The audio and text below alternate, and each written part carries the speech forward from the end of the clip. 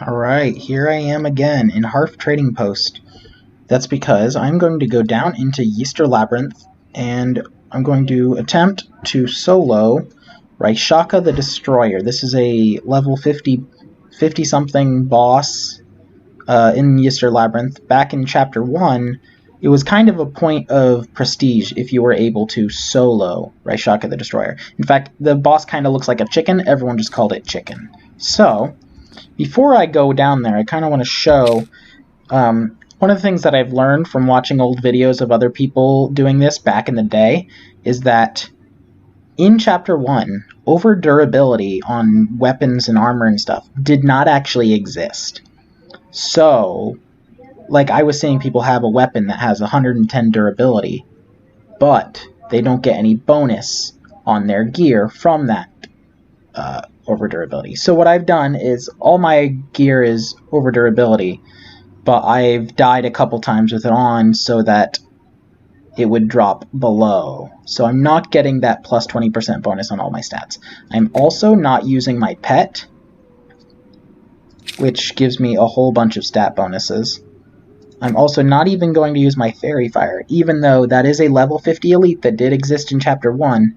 It was so hard to get them back in the day, because you basically had to run every level 50 instance a whole bunch of times in order to get all the stuff that you needed for those. I'm not going to use that either, even though it does give me a huge DPS buff.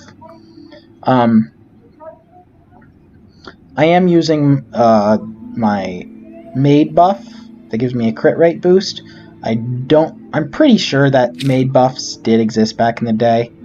I don't know when they came out, but I'm pretty sure they existed in Chapter 1. Anyway, so you're going to talk to her, you're going to go down to Royal's Refuge, the last sort of zone of the labyrinth.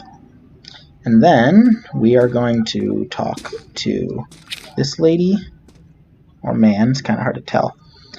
And then I gotta be careful not to click that, or else it'll repair all my gear. Rear base camp. Once you get here, you're right here on the map. You're just going to turn left and come around here. You can see that's where I died. My tombstone is there.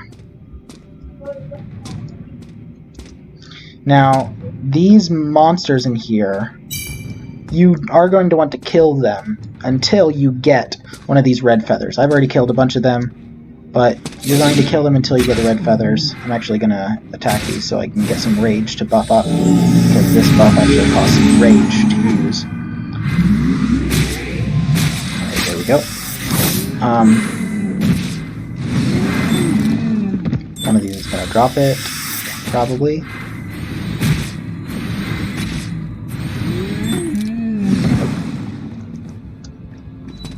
I know these things do drop them. See, if you look right there... Oops. Okay, I didn't get it from any of those that time. But these Minotaurs do drop it. So do like the Rune Guardian looking things. And if you really want to have a guaranteed way of getting it, if you come down here in these little alcoves, like this one, there is a elite in there that drops it 100% of the times. But the drop rate on these is not that rare. It's like 25%, something like that. Okay, before I go in, one other thing I want to discuss is a little bit of the strategy for fighting Raichika. For the most part, it's tank and spank. It's not too hard, especially if you've got decent defense. So my P-Def is pretty good with all my buffs up. I'm not even going to use physic... Actually, maybe I will. Maybe I'll use my P-Def food, because this food all existed as well.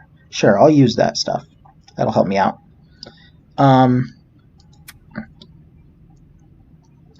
But as long as you're tanky enough, it's pretty much tank and spank. But she spawns these clouds of smoky vapor stuff. There's a green smoke and there's like this gray smoke.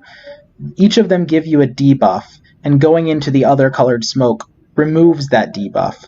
But I think it also replaces it with the new one, especially if you're in there for too long.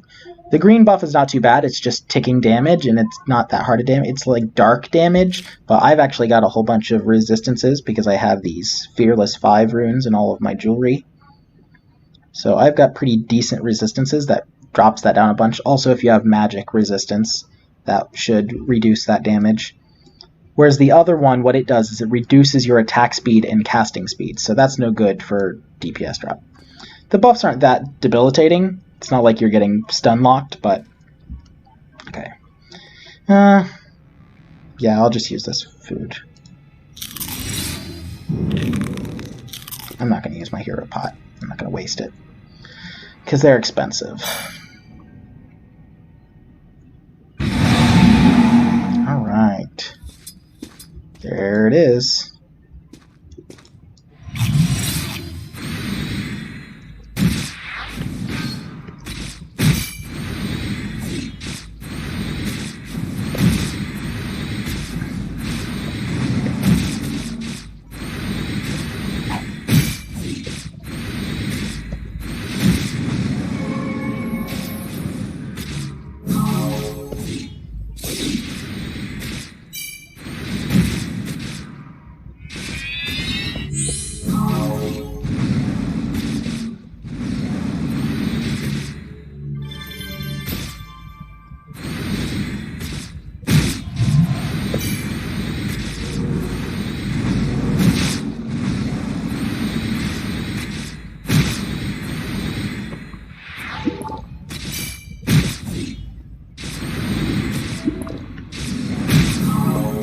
Yeah, see, there's the green smoke, and it put that debuff on me. The gray smoke spawned on top of it. Sometimes it'll be spawned on somebody. There's the petrifying gas. If you saw that gray smoke, there it is again. That's what gives you... In fact, I'll go in there so you can see. Nope, maybe it's not going to do it.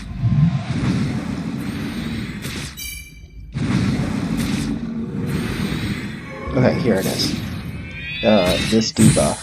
Petrified, it reduces your attack speed and casting time. But if I go into the green smoke, it should remove it. See? There we go. Right, I'm going to stop screwing around because I'm going to die. Also, when you get it below 10%, it will go berserk. See? There it is. So you basically want to pop your Holy Aura or whatever defense buffs, or just DPS it as hard as you can right there at the end so that it won't kill you. I'm okay, but I know people back in the day struggled with that part. And there we go. Not too shabby. Let's see what I got. I got a ring. See, now if I were to stick this into the Arcane Transmuter with a Fusion Stone, which I don't think I have any Fusion Stones on me. If I were to stick that in the Arcane Transmuter with a Fusion Stone, I would get a Mana Stone Tier 4, which this, back in the day, farming this boss was one of the fastest and easiest ways to get a lot of gear that would make you those Tier 4 Mana Stones, which were used for tiering up your weapons. So even though I don't really care for any of those stats, that's what people would do. You come in here with a party, you leave out this way, you can't go back through the beginning, you come out this way, and it'll just put you right outside the entrance. You break your party, you reset it, and you go back in and it'll respawn. If I go back in there now, it won't hit respawn because I'm not in a party. But if I came in here with a party, I could reset it really quickly and go back in there.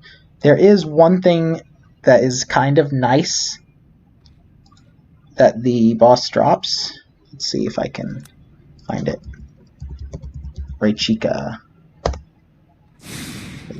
Destroyer.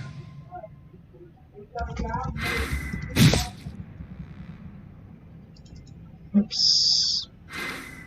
The game almost crashed for a second.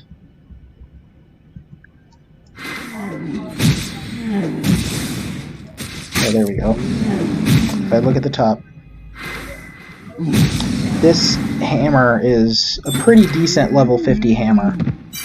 So if you're a knight or something and you want to use that, that's the thing that I'm kind of after. It's a 3% drop rate, kind of hard to get, but it's pretty nice. The stat is decent for a knight or a warrior. A lot less good for a priest, but... And then it drops a whole bunch of different shoulders and then a few earrings and jewelry pieces that are useless, except for mana stones or whatever. So yeah, that's enough jabbering. Hope you found this interesting.